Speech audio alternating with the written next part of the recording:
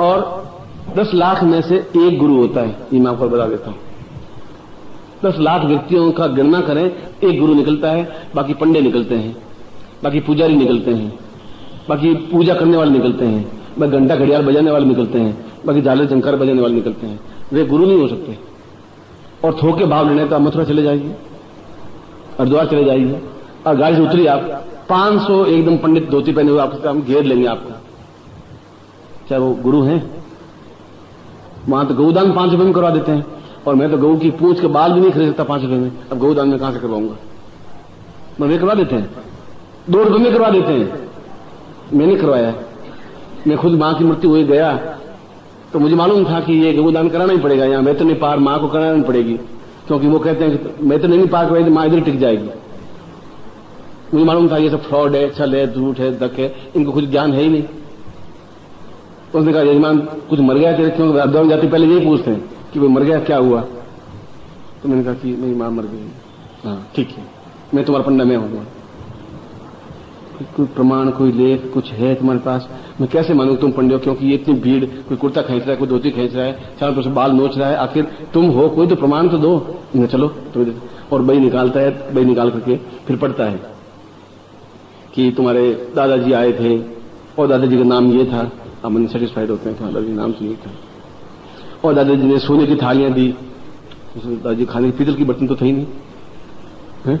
वो तो रोज तकलीफ पा रहे थे, और सोने की थालियां कहां से दे दी? मगर उसको इसलिए कहना पड़ रहा है कि ये भी कुछ दे तो सही। उन्हें सोने की थालियां दी, 500 रुपए तो दे। तो उन्होंने कहा कि तुम्हारे दादाजी आए थे, सोने की थालियां दी, हमारे हिस्से में तो आई नहीं, न मेरे भाई के हिस्से में आई, न मेरे हिस्से में आई, तो सोने की थालियां यही देकर के सब समाप्त हो गए। बहुत आश्चर्य, घोर आश्चर्य। तुम नास्तिक मत बनो, तुम नास्तिक हो बच्चे। नास्तिक हूं, नास्तिक नहीं है, पर मुझे अपने दादाजी के बारे में नॉलेज है। सोने की पीतल के बर्तन भी नहीं थे उनके पास, मुझे अच्छी तरह से ज्ञात। न चलो छोड़ो तुम, अब मरे कौन तुम्हारे? मेरी तो मां है। मैं चलो नदी पर, हरिद्वार पर ले गए।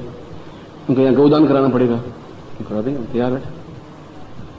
तुम्हारे पास पैसे कितने?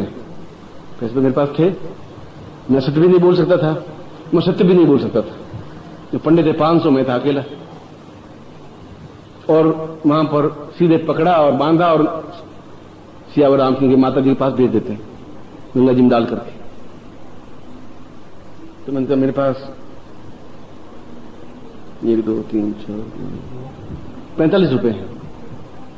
साला कंजूस, 45 रुपए, और यहाँ आया और मां का साथ कराने का आया। 45 रुपए होगा क्या?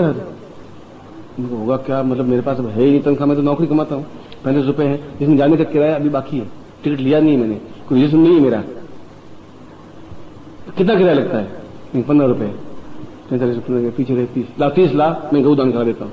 मैं 30 लाऊंगा, सराय के पैसे देने बाकी हैं, 5 रुपए सराय वाले को देने। नरसिंह सराय हरिद्वार की मशहूर है, आप देखा नहीं होगा तो।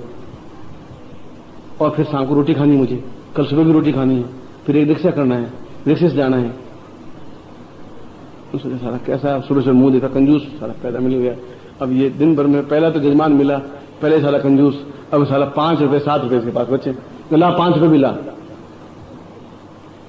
5 रुपए तो लाऊं, मैं आपको देने को तैयार हूं महाराज, मुझे तो कोई आपत्ति है नहीं।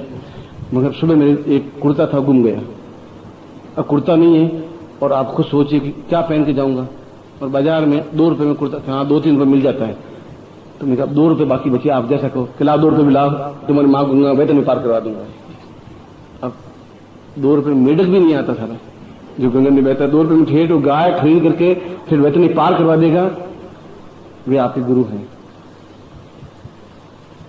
अब वो तिलक लगाए हुए, चंदन लगाए हुए बैठे हुए शीशे में, आप मुंह देखते हैं, वो भी शीशे मुंह देखते हैं, आप खुश हैं, क्या गुरु हैं? वे गुरु नहीं, फिर आपको ज्ञान कहां से दे पाएंगे? इसलिए मैंने कहा 10 लाख में एक आध गुरु होता है। यदि आपको जीवन में ऐसे कोई गुरु मिल जाए तो। और संसार में गुरु शब्द और कहीं है ही नहीं। टीचर शब्द है, मास्टर शब्द है, ये पैसे लेके काम करता है, वो है। गुरु शब्द नहीं है। ये गुरु परंपरा केवल भारतवर्ष में ही है, और आज नहीं है, पिछले 50,000 वर्षों से है। इसलिए ये शब्द नहीं मर पाया, बाकी सब शब्द मरे, पर ये गुरु शब्द नहीं मर पाया।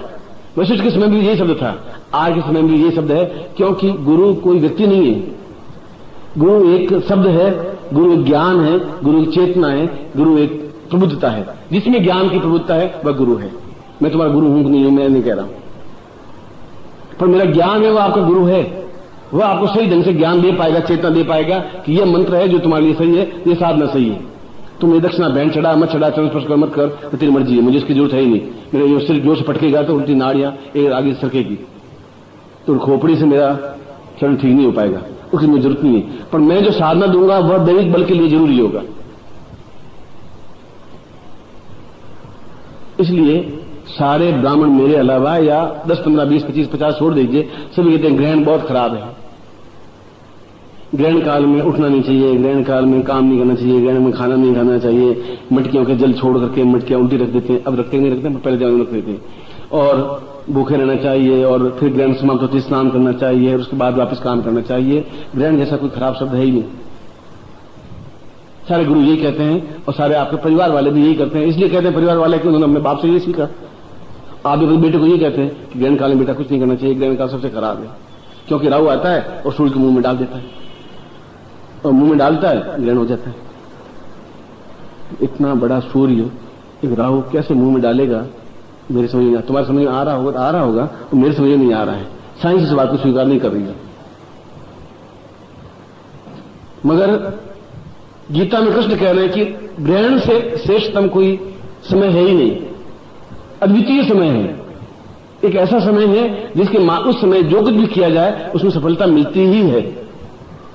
और इसलिए महाभारत युद्ध ठीक उस समय शुरू हुआ, ये पूर्ण ग्रहण काल था, और पांडव विजयी हुए।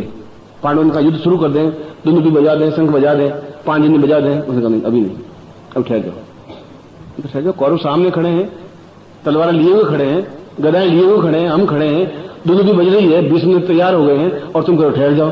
तुम ठहर जाओ, अभी नहीं करेंगे। तुम कालो यम निर्विदा विपुलाच लक्ष्मी, काल क्षण अपने आप में बहुत मूल्यवान है। मैंने अभी 15 मिनट पहले कहा कि मैं 10 मिनट बाद आपको प्रयोग करवाऊंगा। आपने सोचा गुरु जी कोई काम होगा अंदर, क्योंकि आप तो तर्क वाले हैं ना, कोई इनको सोचा ही होगा। अब मेरे अंदर कोई कमी था नहीं, बैठा रहा 10 मिनट, और 10 मिनट बाद इसलिए आया कि वह समय उपयुक्त हो जहां आपको लाभ मिल सके। इसलिए राम रावण युद्ध हुआ, तभी जब राम ने जब तीर संधान किया, जो ही तीर उठाया, तो हनुमान ने कहा कि महाराज ठहर जाएगी, युद्ध का बिल्कुल ठीक समय नहीं आया है। युद्ध काल में अगर विजय प्राप्त करना है तो आपको रुकना पड़ेगा। और यदि आपको, मैं तो सेवक हूं, मैं आज्ञा तो नहीं दे सकता आपको, मैं निम्र विनीत कर सकता हूं, विनय कर सकता हूं, मगर आप विश्वामित्र को साधना देकर के पूछिए क्या समय उपयुक्त है। आप ध्यान में अपने गुरु को सामने लाइए और उस ब्रह्मरंध्र में या उस आज्ञा चक्र में स्थापन करिए। अब देखिए, ये सब बात आपको समझा रहा हूं कि जब राम कर सकते हैं तो फिर आप भी आज्ञा चक्र में गुरु को स्थापन कर सकते हैं।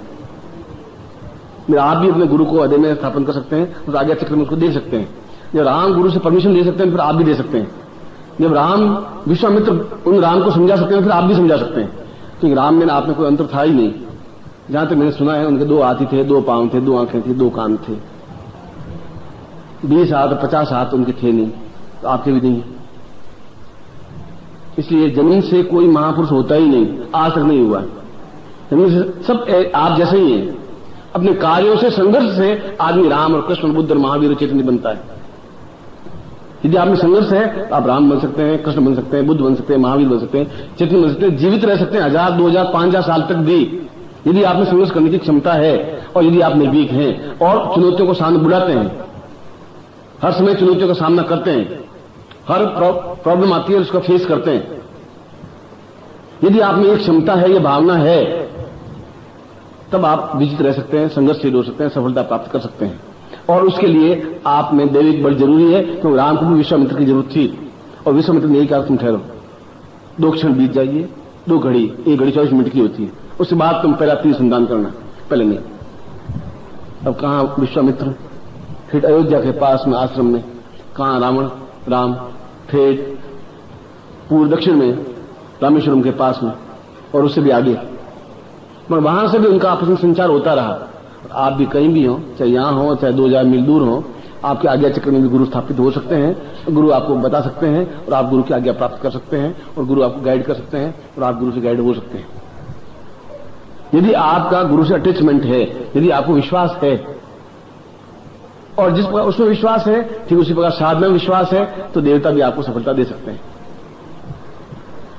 कुल मिलाकर के मेरे कहने का तात्पर्य है कि आज ग्रहण काल है और आज ग्रहण काल में वे सब साधनाएं बस अब विजय, कल मैंने कहा था विजय प्रयोग करवाऊंगा। और विजय का मतलब है जो आपके जीवन में समस्याएं हैं